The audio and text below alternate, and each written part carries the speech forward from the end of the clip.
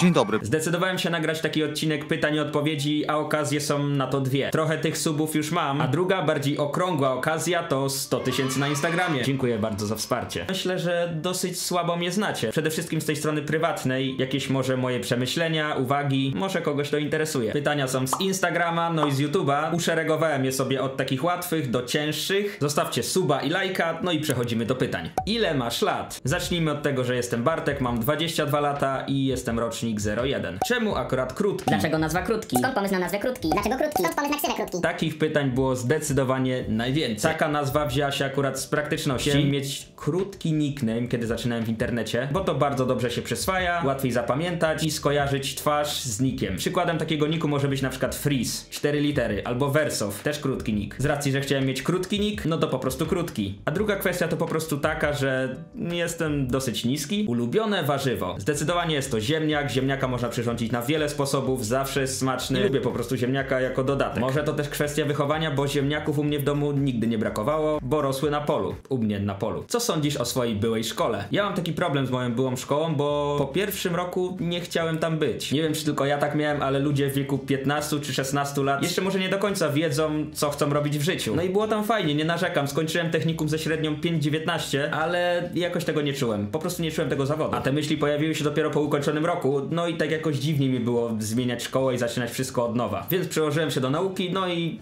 tak jakoś skończyłem. Czy lubisz buty Rzymianki? Tak. Ja też słyszeliście teorię, że Latex Coach i Aga to te same osoby? W sumie jak ma na imię Latex Coach? Latex, co ach, imię. Izabela. Może zmieniła? Masz jakieś fobie? Tak. Panicznie boję się węży. Kiedyś jechałem rowerem ze sklepu i widziałem rozjechanego zaskrońca. Sparaliżował mnie strach. Prawie wjechałem rowerem do rowu. Taka sytuacja. Halucynacja, hemoglobina, dwutlenek węgla. Nie wiem, z czego to wynika, ale chyba w dzieciństwie naoglądałem się za dużo programów o wężach dusicielach i ogólnie o jadowitych wężach. Dlaczego zdecydowałeś się nagrywać? To jest akurat bardzo ciekawe, może zacznijmy od TikToka, no bo to była pierwsza platforma, na której zacząłem coś publikować. Z TikTokiem miałem tak, że zainstalowałem go i po miesiącu przyszły mi takie myśli, po co ja tracę na to czas, na oglądanie tego? Może ja sam spróbuję po prostu coś zrobić. Szkoda mi po prostu było mojego czasu, no bo czas jest dosyć cenny. No i tyle. Tak zacząłem. Od kiedy nagrywasz? Wiecie co, ja może to sprawdzę, bo już nie pamiętam. Nie pamiętam tego dokładnie.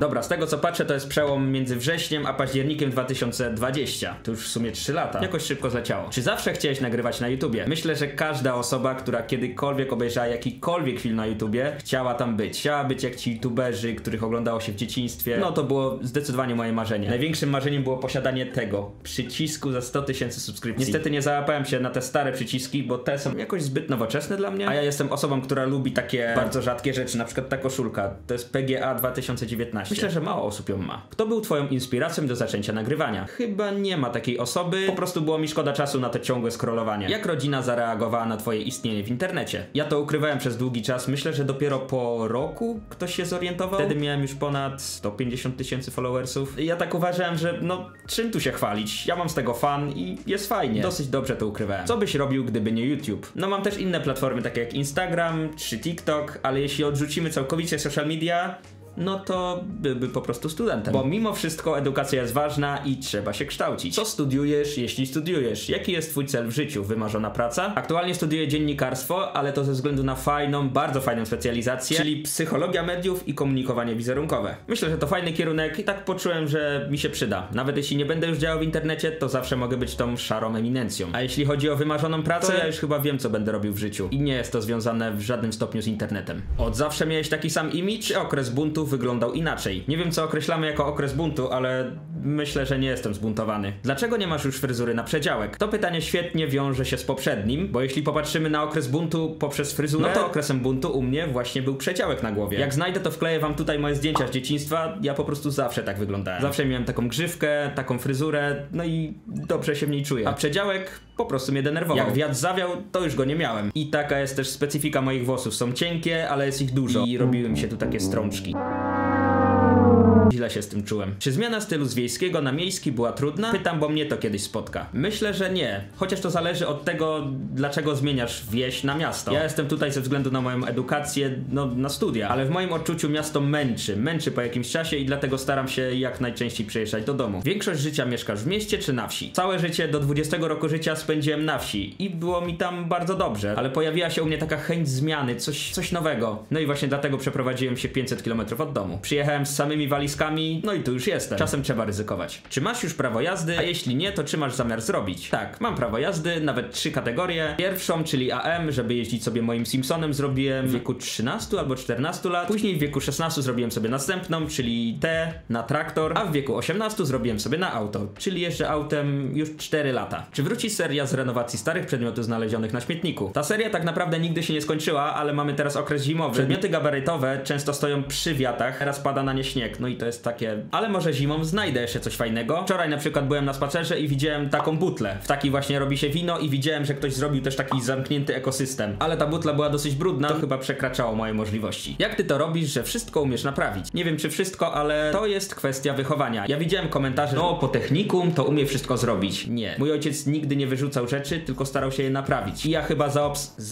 zaabsorbowałem tą filozofię. Please, powiedz co się stało z komputerem ze śmietnika i czy da się na nim odpalić Minecrafta. Komputer ze śmietnika jest w tym mieszkaniu, czeka w szafie, tutaj właśnie wam to pokazuję, ale aktualnie nie mam trochę czasu, no i musiałbym znaleźć też swoje hasło do konta Minecraft. Ale będzie. Czy lubisz jeść w barach mlecznych lub restauracjach regularnie, czy tylko na odcinkach? Tak, oczywiście, jak jestem na mieście, to często jadam w barach mlecznych albo w restauracjach, no ale gdybym miał specjalnie wychodzić do restauracji coś zjeść, tak oczywiście bez okazji, no to chyba mi się nie chce. Czy powróci robienie dziwnego jedzenia?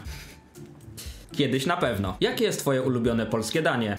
To jest dobre pytanie. Ja chyba nie mam jakiegoś wyrafinowanego gustu. Jak ktoś mi zrobi dobrego schabowego albo dobrego mielonego, to będzie właśnie moje ulubione danie. W jakim programie montujesz nagrania? Shortsy i TikToki montuję w InShocie, jest to darmowa aplikacja na telefon. I w tym programie są reklamy, a ja nigdy nie wykupiłem premium, no i muszę czasem czekać, aż te reklamy przelecą. Może kupię to premium? A jeśli chodzi o ten film, który właśnie oglądacie i wszystkie długie filmy na moim kanale, no to montuję w Premiere Pro. Planujesz jakieś dłuższe serie na dany temat? Nie jestem w stanie się określić, no bo ja lubię być taki każdy odcinek na inny temat. Nie chcę i nie lubię być monotematyczny, ale może kiedyś się tak zdarzy. Możecie podrzucić jakiś pomysł na serię. Jak widzisz siebie za kilka lat? Myślisz, że nadal będziesz nagrywać? Jeśli się będzie dobrze wiodło, no to myślę, że tak. Tylko pewnie content się zmieni, no bo wiecie, ludzie dorastają i w pewnym wieku przestają nas bawić różne żarty i życie się zmienia po prostu. Czy masz zamiar być następcą gospodarstwa? Tak, zdecydowanie tak. Wiecie, ojcowizny się nie zostawia, a ja jestem dosyć rodzinną osobą, no i nie miałbym serca tego nie kontynuować. Tak zostałem wychowany. Poza tym to jest dosyć fajne i nie ma co się dziwić, że